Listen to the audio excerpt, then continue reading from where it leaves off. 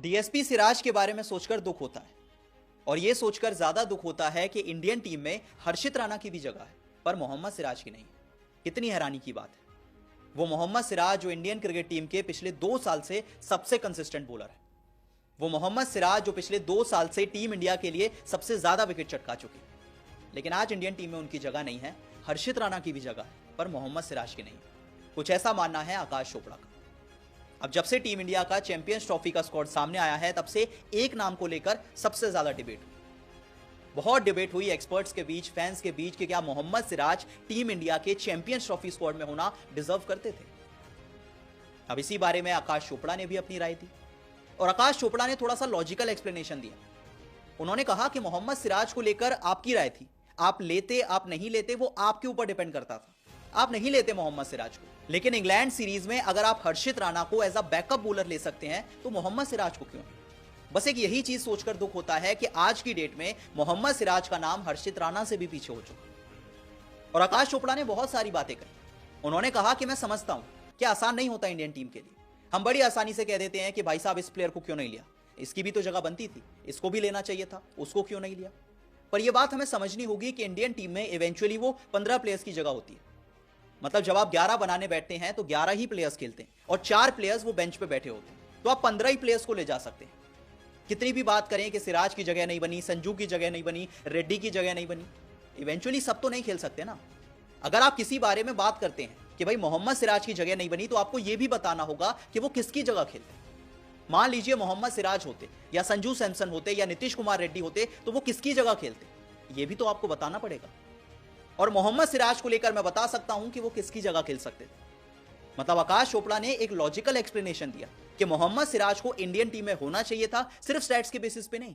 मैं ये भी बता सकता हूं कि उन्हें किसकी जगह होना चाहिए था। आकाश चोपड़ा ने कहा कि यार बड़ा दुख होता है यह सोचकर कि अब इंडियन टीम में हर्षित राणा भी उनसे आगे चलेंगे।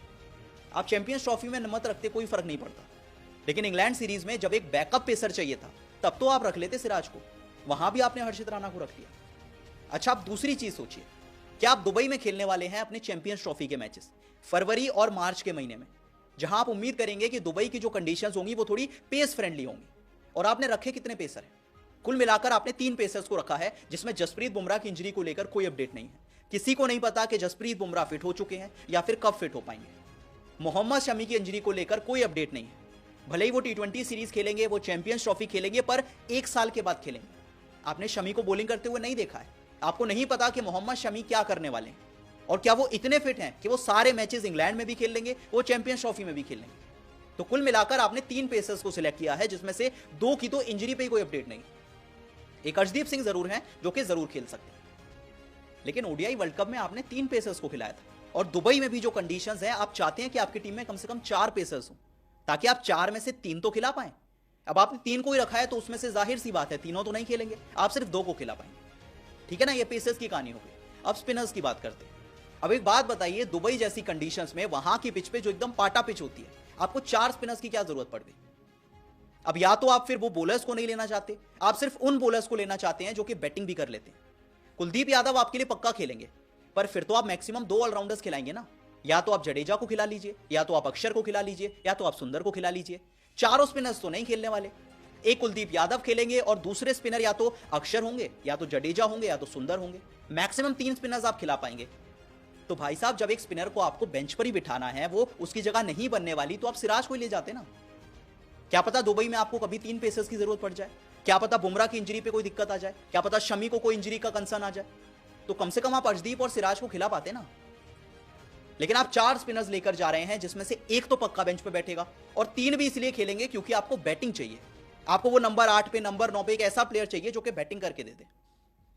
तो फिर दिक्कत वाली बात यह है कि आपको वो टॉप 7 पे भरोसा नहीं है। आपको भरोसा नहीं है रोहित शर्मा में, शुभमन गिल में, विराट कोहली में, श्रेयस अय्यर में। भाई साहब, ओडीआई वर्ल्ड कप में आप सारे मैचेस जीते थे, आप फाइनल तक गए थे। आपको भरोसा होना चाहिए ना अपने 7 प्लेयर्स पे कि मेरे जो 7 प्लेयर हैं वो बैटिंग का पूरा काम करके देंगे, तो मैं बाकी के बॉलर्स खिला लेता हूं।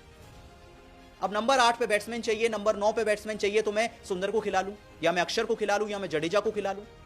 ये तो फिर कॉन्फिडेंस वाली बात हो गई ना कि आपको अपने बैटर्स पे कॉन्फिडेंस नहीं। दुबई जैसी कंडीशंस में आपको कम से कम 4 पेसर्स रखने चाहिए थे। और ये बात ध्यान में रखते हुए कि अभी बुमराह की इंजरी का नहीं पता, अभी शमी की इंजरी का नहीं पता। मान लीजिए